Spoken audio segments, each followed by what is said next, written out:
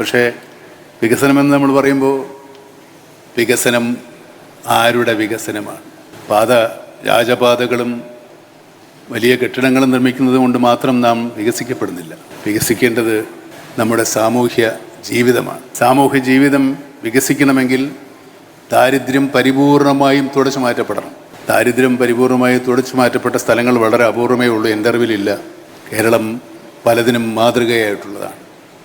കേരള ജനത അതിൻ്റെ എന്നും ആ സംരംഭങ്ങൾക്ക് പിന്നിലുണ്ടായിട്ടുണ്ട്. ഇതുപോലെ ദാരിദ്ര്യം തുടച്ചു മാറ്റാൻ ഞാൻ നേരത്തെ സൂചിപ്പിച്ചതുപോലെ തോളോട് തോള് ചേർത്ത് സാഹോദര്യത്തോടെ നമുക്ക് ദാരിദ്ര്യത്തെ നേരിടാം, ദാരിദ്ര്യത്തെ അതിജീവിക്കാം.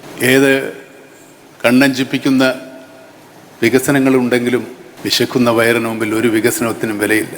ആ വയറുകൾ കൂടെ കണ്ടു തന്നെയാണ് വികസനങ്ങൾ നമ്മൾ കാണേണ്ടതും പൂർത്തീകരിക്കേണ്ടതും. ഈ നേട്ടങ്ങളെല്ലാം നേടിയത് നമ്മുടെ സാമൂഹ്യ ബോധത്തിൻ്റെ, നമ്മുടെ ജനാധിപത്യ ബോധത്തിൻ്റെ ഫലമായിട്ട് തന്നെയാണ്.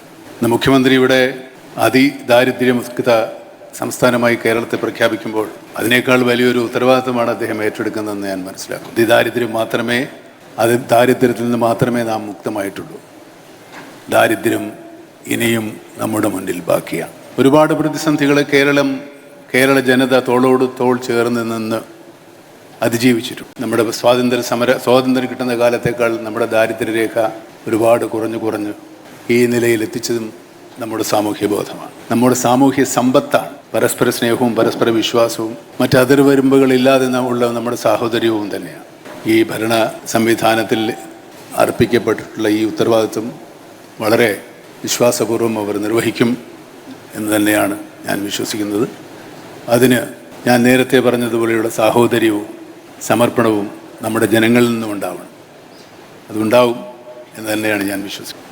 ഇന്നിവിടെ പ്രഖ്യാപിക്കപ്പെട്ടിട്ടുള്ള സന്തോഷം അതിൻ്റെ മാതൃകയാകട്ടെ, ആരംഭമാകട്ടെ എന്നാഗ്രഹിച്ചുകൊണ്ട് നിങ്ങൾക്കെല്ലാവർക്കും ഒരു കേരളപ്പിറവി ദിനവും ഇന്ന് ജനിച്ച എല്ലാവർക്കും ജന്മദിനവും ആസ്വദിക്കും.